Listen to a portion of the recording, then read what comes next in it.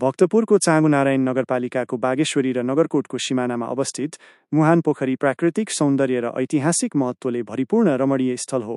यो स्थान पछिल्लो समयमा आन्तरिक पर्यटकहरूको लागि आकर्षक गन्तव्य बनेको छ। ऐतिहासिक महत्त्व। मुहान पोखरीको ऐतिहासिक महत्त्व पनि रहेको छ।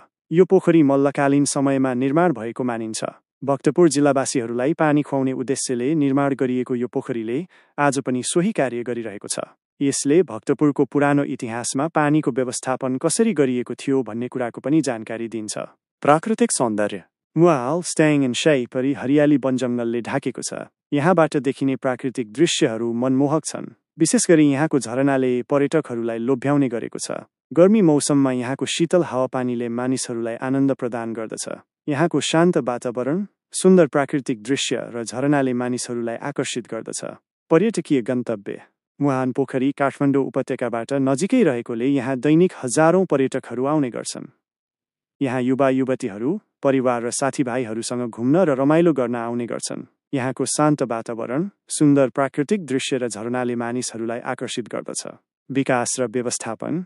पछिल्लो समय मुहान पोखरीको विकास र व्यवस्थापनमा स्थानीय सरकारले विशेष ध्यान दिएको छ। यहाँ पर्यटकहरूको सुविधाको लागि विभिन्न पूर्वाधारहरू निर्माण गरिएको छ। यसले यस क्षेत्रको पर्यटन विकासमा थप मद्दत पुगेको छ। स्थानीय माग। स्थानीय बासिन्दाहरूले मुहान पोखरीको विकास र व्यवस्थापनलाई थप व्यवस्थित बनाउन माग गरेका छन्। विशेष गरी यहाँको पानीको व्यवस्थापन, सरसफाइ र पूर्वाधार विकासमा ध्यान दिन उनीहरूले आग्रह गरेका छन्। भौगोलिक अवस्थिति र विशेषताहरू। मुहान पोखरी भक्तपुरको चाँगुनारायण नगरपालिका, काभ्रेपलाञ्चोकको मण्डनदेवपुर र बनेपा र शङ्खरापुर नगरपालिकाको सङ्गमस्थलमा पर्दछ। यो क्षेत्र प्राकृतिक रूपमा अत्यन्त सुन्दर र रमणीय छ। यहाँको पानीको मुहानले यस क्षेत्रको वातावरणलाई थप स्वच्छ र शीतल बनाएको छ। पर्यटकीय महत्त्व। मुहान पोखरीको पर्यटकीय महत्त्व पनि उच्च छ।